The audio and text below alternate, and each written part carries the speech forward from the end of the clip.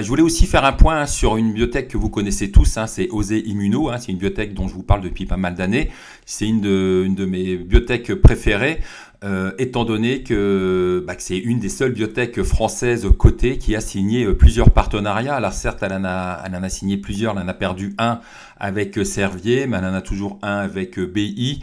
Vous allez voir un Boehringer, on va refaire un peu le tour sur le pipeline. Un avec Veloxis, donc elle a 2-3 partenariats. Donc c'est une belle biotech. Donc quand on a un partenariat, ça veut dire que derrière il y a quelque chose. Hein. Ça veut dire que la technologie, ça veut dire que le pipeline intéresse les sociétés pharmaceutiques ou les biotech. Donc ça c'est plutôt un bon point. Hein. Donc je vous invite vivement à privilégier que les biotech qui ont des partenariats, et vous verrez déjà si vous faites ce tri, et bien derrière, il vous restera peu de biotech à suivre, hein, surtout sur Euronext. Donc voilà, moi mes premiers critères de biotech, c'est le partenariat. Le deuxième critère, le ou les partenariats. Et le deuxième critère, c'est la santé financière. Et c'est un petit peu là où le bas blesse, hein, chez Osée Immuno. C'est que la société est tellement discrète, hein, qu'elle publie de bons résultats, que ces résultats n'étaient pas franchement relayés. Et cette semaine, le titre a été un peu la vedette, puisque la société a fait un petit coup de com', puisqu'elle a annoncé que donc son vaccin était efficace, son vaccin contre le cancer du poumon était efficace à 40%. Et d'ailleurs, ça a été relayé par les médias. Après, les médias se sont intéressés à la société. Et puis surtout, les petits porteurs ont découvert le titre et puis ont acheté. Et derrière, le titre a pris 130%. Donc là, je voulais faire un point sur cette biotech, sur sa valorisation.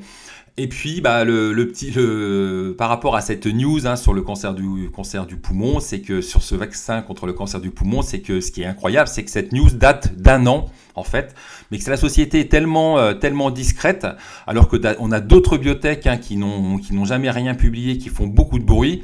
Eh bien, c'est vrai que Osée Immuno aurait certainement plus à y gagner en étant un peu plus, on va dire, médiatique, puisque ça permet à la société de maintenir, ça pourrait permettre à la société de maintenir son cours de bourse à des niveaux relativement élevés, et après pour lancer des augmentations de capital, puisque comme vous le savez, les biotech grillent beaucoup de cash. Donc elle a publié de bons résultats, mais après ces résultats étaient vendus, puisque cette biotech, on va dire, pâtit d'un déficit de communication, et elle est très peu connue. Et là, cette semaine, elle a été connue, donc on va faire un point.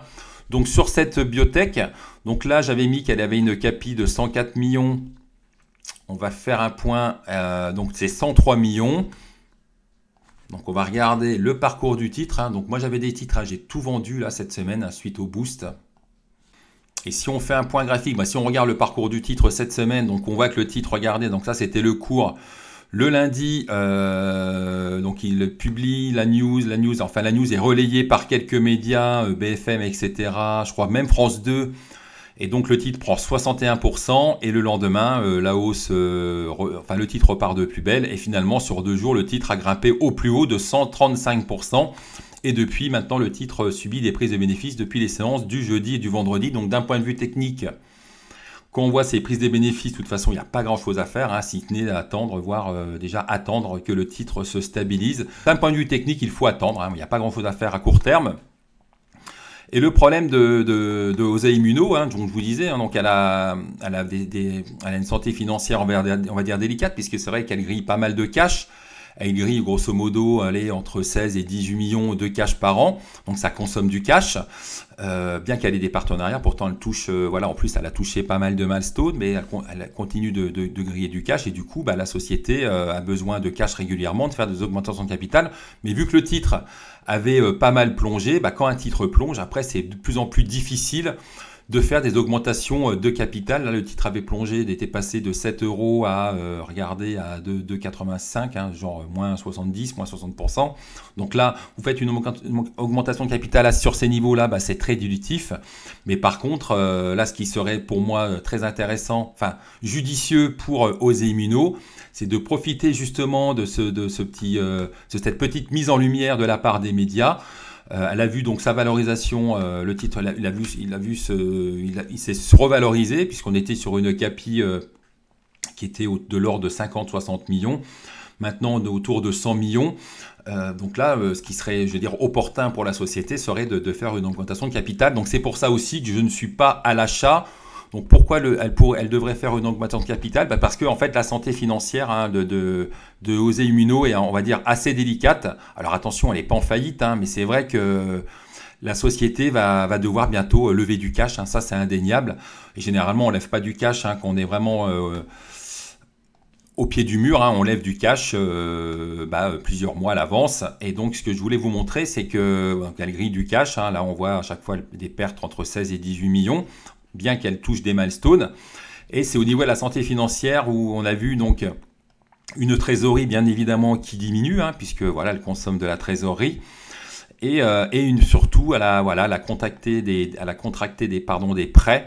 Et on voit que la dette aussi a beaucoup augmenté au cours des dernières années, avec une dette de 41 plus 4. Donc on est sur une dette de 45 millions.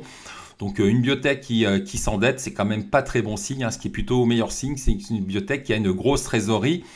Et là, ce qui fait que justement, elle a dû lancer un peu en catastrophe un financement. Donc ils se sont financés via une ligne de financement en fonds propres. Et c'est ça aussi, je pense, qui explique la glissade sur le cours de bourse.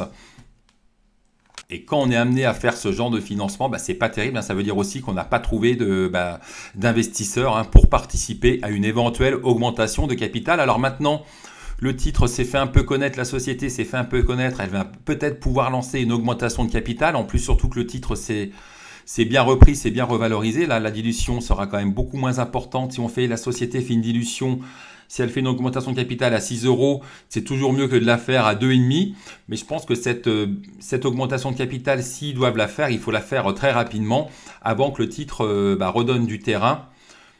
Donc c'est pour ça aussi que je suis, on va dire, à l'écart. Donc j'avais des titres, j'ai vendu dans la montée, etc. Donc c'est pour ça que maintenant je suis à l'écart du titre en attendant d'en savoir plus concernant ce financement. Donc concernant cet éventuel financement, parce que c'est pas dit qu'ils vont faire une augmentation de capital. Ça c'est un de mes scénarios, mais je trouve, je me répète, mais je trouve que ça serait quand même opportun, malin de le faire maintenant. Aux États-Unis, par exemple, il y a beaucoup de biotech qui font des augmentations de capital, qui se financent après qu'elles aient publié de bons résultats cliniques. Donc on voit des titres qui prennent 50, 100, 200%. Et après qu'on a une augmentation de capital qui est lancée suite à une hausse de 100 ou 200%, c'est bien perçu généralement par les investisseurs, surtout quand le cours de l'augmentation de capital n'est pas trop bradé par rapport au dernier cours de bourse. Donc vous l'aurez compris, le point faible de OSE Immuno, c'est son financement, sa situation financière. Mais par contre, comme je l'expliquais au tout début, on va aussi parler des points positifs. Les points positifs, c'est bien sûr son pipeline, c'est ses différents partenariats. Alors là, on a signé c'est le plus gros avec Boehringer Ingelheim. C'était en 2018, donc ils ont touché pas mal de milestones, mais ce deal a signé en 2018 avec, regardez, jusqu'à 1,1 milliard de milestones. Ils avaient touché à l'époque 15 millions, ils ont retouché des tranches de 10 ou 15 millions, je ne sais plus. Donc c'est vraiment leur plus gros partenariat. Il y en avait un avec Servier qu'ils ont perdu, mais Servier leur a quand même payé quelques milestones. Ils en ont un avec Veloxis. Avec Veloxis, c'est un upfront, ça a donné lieu, le deal avec Veloxis, ça a donné lieu à un upfront, un versement d'un upfront de 7 millions. Donc l'upfront, c'est du cash qu'on donne tout de suite. Et des milestones de 315 millions. Donc c'est soumis à de bons résultats cliniques. Donc il n'y a pas le détail de ces milestones. Mais la société, donc OSE Immuno, pourrait toucher jusqu'à 315 millions de milestones en fonction des résultats, en fonction du deal signé avec Veloxis, dont 315 plus 1,1 milliard de milestones. Donc ça fait 1,4 milliard, pas mal de front, des milestones qui pourraient être encore touchés en 2024. Donc voilà, ça c'est plutôt rare chez une biotech, qu'une biotech ait plusieurs partenariats comme ça. Là, on avait un autre avec Servier qu'elle a perdu. Donc avant, on en avait 3. Donc c'est ça aussi qui a un peu impacté le cours de bourse. C'est la perte de ce partenariat avec Servier. Bon, en tous les cas, tous ces partenariats, je me répète, mais signifient que les technologies, le pipeline de OSE Immuno intéresse la pharma, intéresse la biotech. Et au niveau des catalyseurs, je crois que d'ici la fin d'année, il y aura des résultats sur cette étude, cette étude qui cible les IL7. Donc voilà pour le pipeline, donc un pipeline varié, il n'y a pas qu'une seule molécule, il y a plusieurs molécules.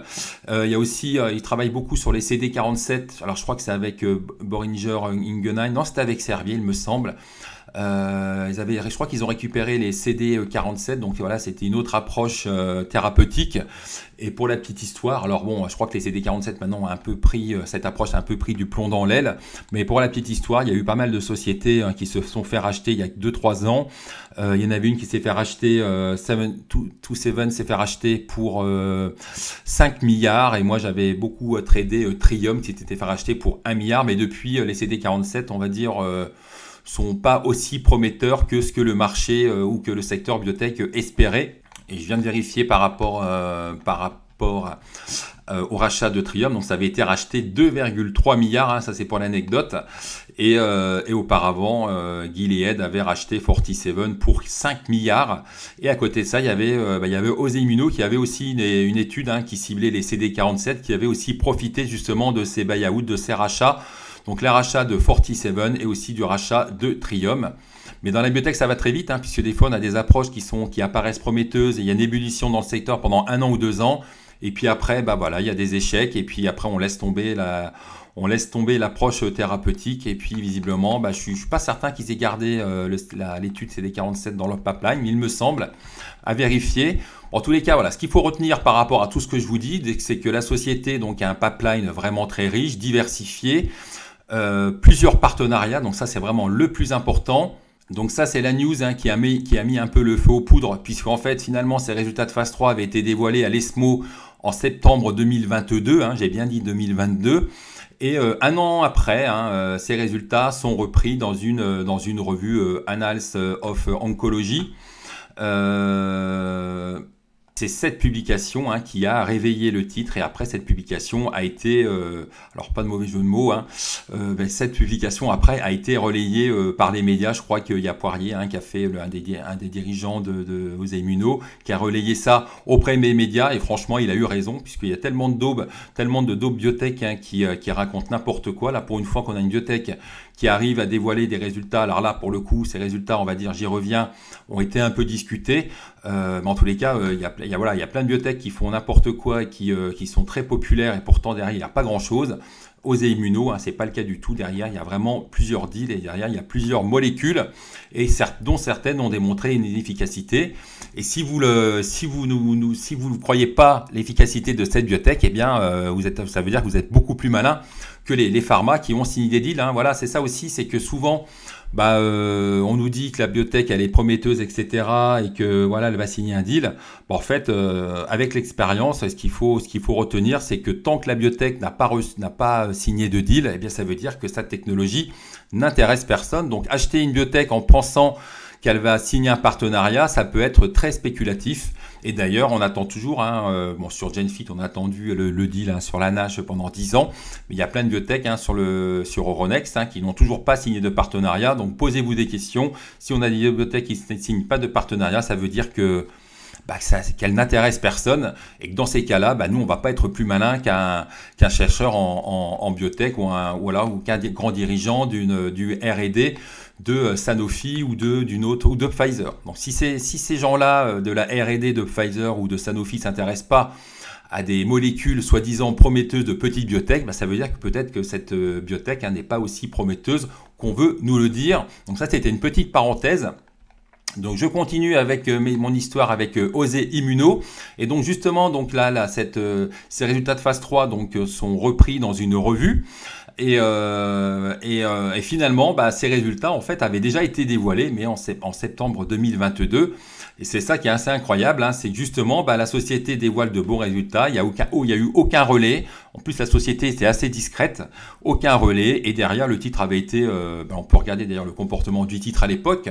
La publication avait été saluée, et après la publication, après le titre a été vendu. Donc c'était en septembre 2022. Donc on va regarder ce qui s'est passé en septembre 2022. C'est ici, regardez, on a du volume. Ça avait été, les données avaient été publiées, je crois, le week-end. Et les données en fait sont sorties le lundi. Donc le lundi, le titre ouvre à 7,40, plus haut 7,80, et après il clôture à 7,33. Et après, regardez, le titre glisse. Donc voilà, une publication qui a été saluée, puis après complètement oubliée par le marché. Donc un an plus tard, donc cette publication de résultats cliniques ressort dans cette fameuse revue. Et après, relais médiatique, le titre explose. Mais ce que la société oublie de nous dire, donc le titre explose, etc., c'est que la société, en plus, là, elle a pas beaucoup communiqué par rapport à ça, justement. C'est que ce vaccin Tedopi, donc ils ont fait la demande pour pouvoir ils ont fait une AMM auprès de l'ANSM pour qu'il puisse être utilisé de façon précoce. Et finalement, l'ANSM a refusé cette autorisation. Donc derrière, qu'est-ce qui s'est passé? Alors la société n'a pas été très, on va dire, très transparente par rapport à ça. Qu'est-ce qui s'est passé? Donc ça, c'est le 17 février. Eh bien, le titre a été vendu et je pense que la news a été, moi j'ai découverte tardivement cette news, parce qu'elle n'a pas été tellement relayée pour le coup. Et après le titre voilà, continue de glisser, un peu oublié par le marché. Alors en plus, c'est vrai que cette politique des taux d'intérêt rend le financement des biotech difficile. Puisque c'est vrai qu'avant, c'était facile de lever de l'argent quand les taux étaient à 0 ou 1%. Maintenant, quand ils sont à plus 4, plus 5, c'est très compliqué pour les biotech de lever de l'argent. Et c'est vrai que le marché s'est aussi posé des questions par rapport à cette AMM refusée. La société, donc en plus, a dit qu'elle allait refaire une étude de phase 3. Donc ça va coûter de l'argent.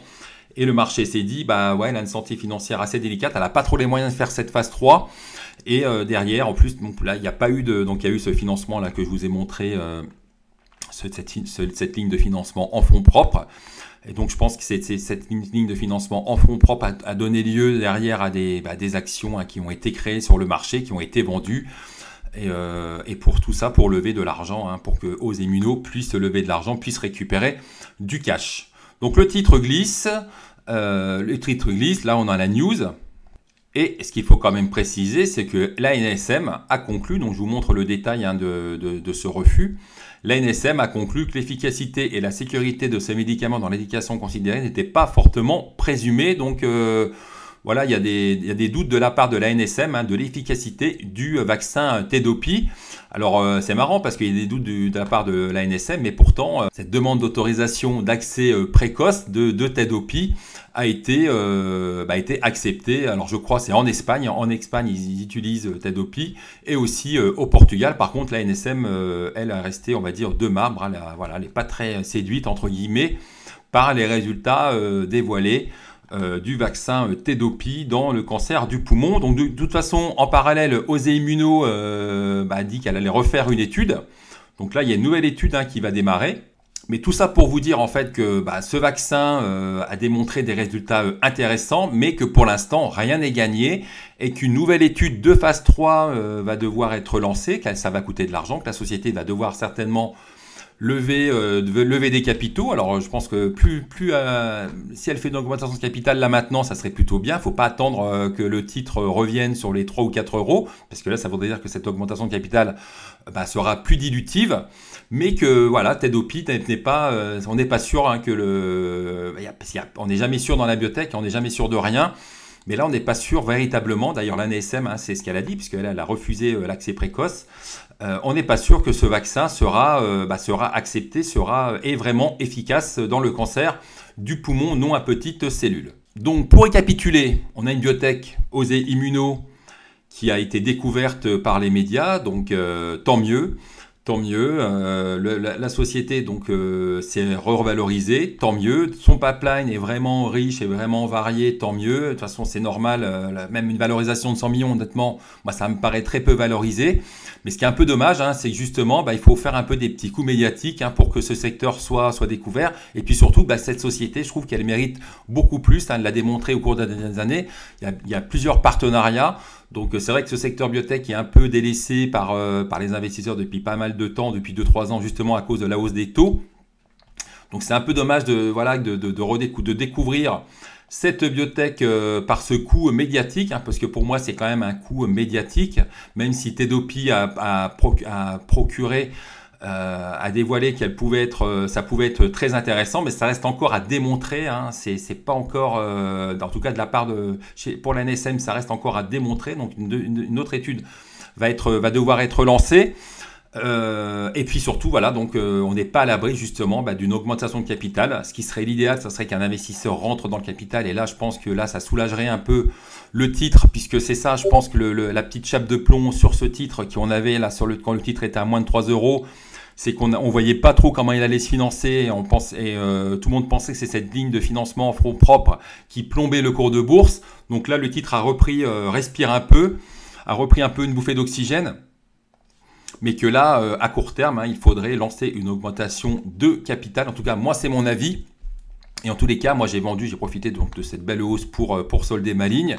Et je reviendrai sur le titre quand sa trésorerie se sera reconstituée. Puisque pour moi, donc, c'est une des plus belles biotech de la cote. Ça cote 100 millions. 100 millions, c'est pas grand-chose au vu de ces plusieurs partenariats. On peut même penser qu'il y a un aspect spéculatif. C'est pas grand-chose, mais à court terme, il faut suivre le graphe. Et à court terme, bien qu'elle a un beau pipeline, je préfère attendre que la société se refinance. Et là, je pense que je reviendrai sur le titre. Donc voilà, c'est un petit point biotech. Qui sera aussi diffusé donc sur YouTube. C'est pour ça que je me suis un petit peu attardé. Puis en même temps, vous en profitez un peu en avant-première entre guillemets. Bon, après, OSE Immuno, ça fait pas mal de temps que je vous en parle. Donc voilà pour le point sur OSE Immuno. Après, donc l'AMM a été refusé en France, c'est ce que je vous ai dit, mais autorisé en Espagne et au Portugal. Et c'est vrai que idéalement, la signature d'un partenariat pour Tedopi serait l'idéal.